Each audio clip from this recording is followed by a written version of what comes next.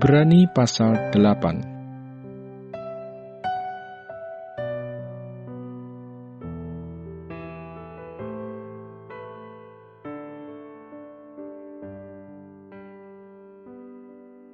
Imam besar perjanjian baru.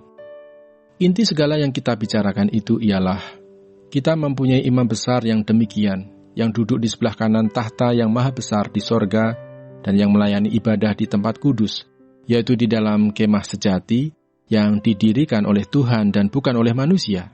Sebab setiap imam besar ditetapkan untuk mempersembahkan korban dan persembahan, dan karena itu Yesus perlu mempunyai sesuatu untuk dipersembahkan.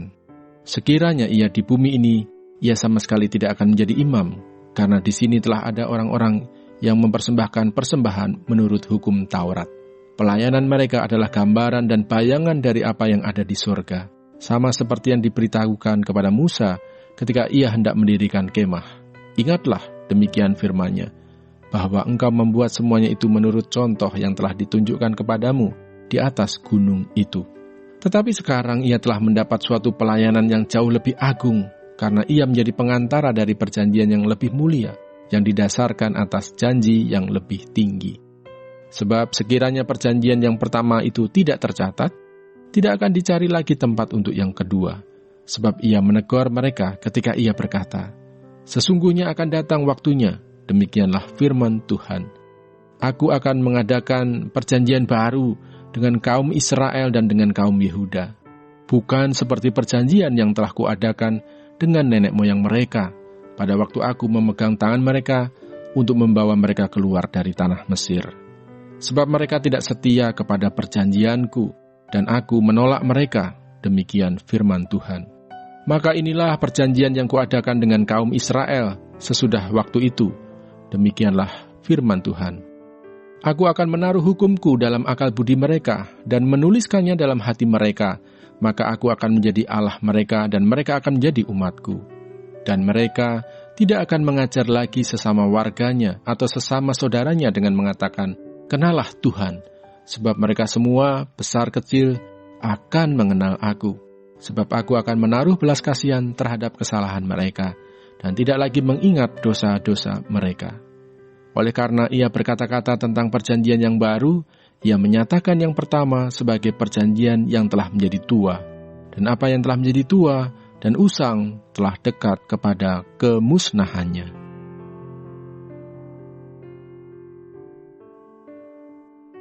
Ibrani pasal 9.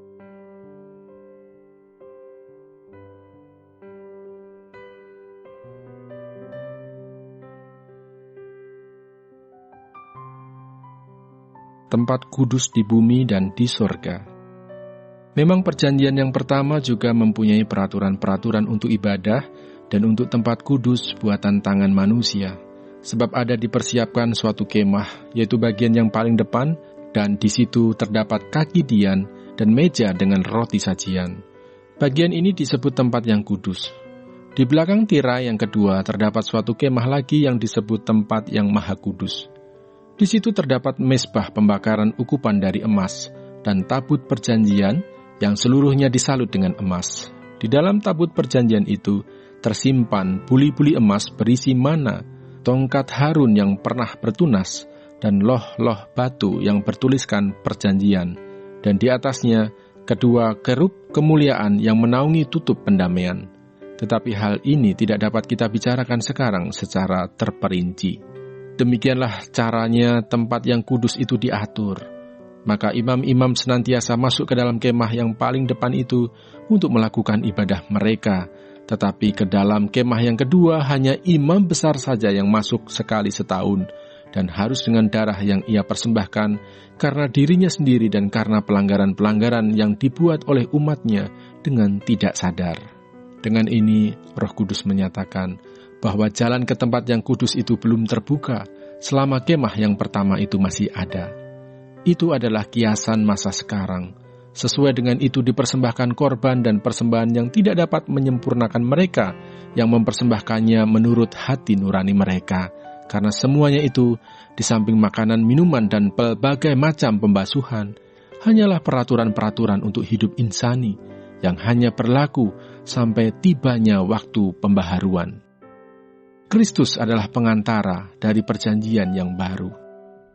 Tetapi Kristus telah datang sebagai imam besar untuk hal-hal yang baik yang akan datang. Ia telah melintasi kemah yang lebih besar dan yang lebih sempurna, yang bukan dibuat oleh tangan manusia. Artinya yang tidak termasuk ciptaan ini. Dan ia telah masuk satu kali untuk selama-lamanya ke dalam tempat yang kudus, bukan dengan membawa darah domba jantan dan darah anak lembu, tetapi dengan membawa darahnya sendiri. Dan dengan itu ia telah mendapat kelepasan yang kekal. Sebab jika darah domba jantan dan darah lembu jantan dan percikan abu lembu muda menguduskan mereka yang najis, sehingga mereka disucikan secara lahiriah, betapa lebihnya darah Kristus yang oleh roh yang kekal telah mempersembahkan dirinya sendiri kepada Allah sebagai persembahan yang tak bercacat, akan menyucikan hati nurani kita dari perbuatan-perbuatan yang sia-sia, supaya kita dapat beribadah kepada Allah yang hidup. Karena itu ia adalah pengantara dari suatu perjanjian yang baru, supaya mereka yang telah terpanggil dapat menerima bagian kekal yang dijanjikan, sebab ia telah mati untuk menebus pelanggaran-pelanggaran yang telah dilakukan selama perjanjian yang pertama. Sebab di mana ada wasiat, di situ harus diberitahukan tentang kematian pembuat wasiat itu. Karena suatu wasiat barulah sah kalau pembuat wasiat itu telah mati, sebab ia tidak berlaku selama pembuat wasiat itu masih hidup.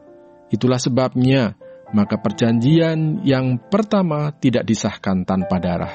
Sebab sesudah Musa memberitahukan semua perintah hukum Taurat kepada seluruh umat, ia mengambil darah anak lembu dan darah domba jantan serta air dan bulu merah dan hisop, lalu memerciki kitab itu sendiri dan seluruh umat, sambil berkata, "Inilah darah perjanjian yang ditetapkan Allah bagi kamu."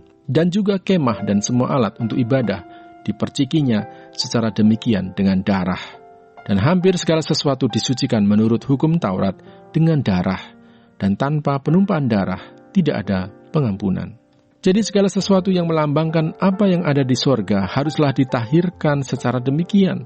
Tetapi benda-benda surgawi sendiri oleh persembahan-persembahan yang lebih baik daripada itu.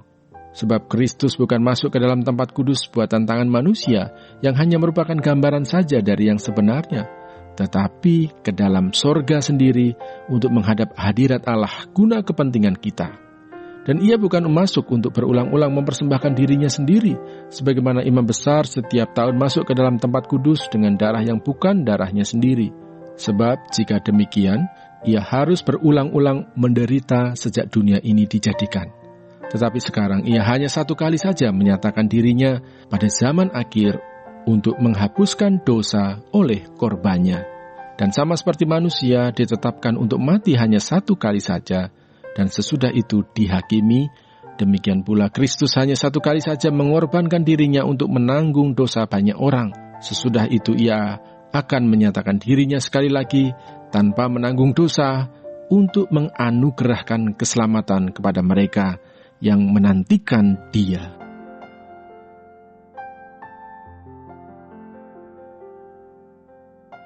Ibrani pasal 10.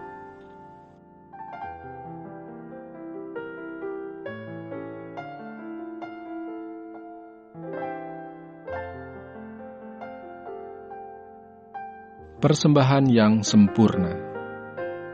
Di dalam hukum Taurat hanya terdapat bayangan saja dari keselamatan yang akan datang dan bukan hakikat dari keselamatan itu sendiri. Karena itu dengan korban yang sama, yang setiap tahun terus-menerus dipersembahkan, hukum Taurat tidak mungkin menyempurnakan mereka yang datang mengambil bagian di dalamnya. Sebab jika hal itu mungkin, pasti orang tidak mempersembahkan korban lagi, sebab mereka yang melakukan ibadah itu tidak sadar lagi akan dosa setelah disucikan sekali untuk selama-lamanya. Tetapi justru oleh korban-korban itu setiap tahun orang diperingatkan akan adanya dosa. Sebab tidak mungkin darah lembu jantan atau darah domba jantan menghapuskan dosa. Karena itu ketika ia masuk ke dunia, ia berkata, "Korban dan persembahan tidak engkau kehendaki, tetapi engkau telah menyediakan tubuh bagiku. Kepada korban bakaran dan korban penghapus dosa engkau tidak berkenan." Lalu aku berkata, "Sungguh, aku datang. Dalam gulungan kitab ada tertulis tentang aku, untuk melakukan kehendak-Mu, ya Allahku. Di atas ia berkata, korban dan persembahan, korban bakaran dan korban penghapus dosa, tidak Engkau kehendaki dan Engkau tidak berkenan kepadanya, meskipun dipersembahkan menurut hukum Taurat. Dan kemudian katanya, sungguh aku datang untuk melakukan kehendak-Mu. Yang pertama ia hapuskan supaya menegakkan yang kedua, dan karena kehendaknya inilah kita telah dikuduskan satu kali untuk selama-lamanya oleh persembahan tubuh Yesus Kristus. Selanjutnya setiap imam melakukan tiap-tiap hari pelayanannya dan berulang-ulang mempersembahkan korban yang sama sekali tidak dapat menghapuskan dosa. Tetapi ia, setelah mempersembahkan hanya satu korban saja karena dosa, ia duduk untuk selama-lamanya di sebelah kanan Allah. Dan sekarang ia hanya menantikan saatnya di mana musuh-musuhnya akan dijadikan tumpuan kakinya. Sebab oleh satu korban saja ia telah menyempurnakan untuk selama-lamanya mereka yang ia kuduskan. Dan tentang hal itu, Roh Kudus juga memberi kesaksian kepada kita. Sebab setelah ia berfirman, inilah perjanjian yang akan kuadakan dengan mereka. Sesudah waktu itu, ia berfirman pula, aku akan menaruh hukumku di dalam hati mereka, dan menuliskannya dalam akal budi mereka. Dan aku tidak lagi mengingat dosa-dosa dan kesalahan mereka.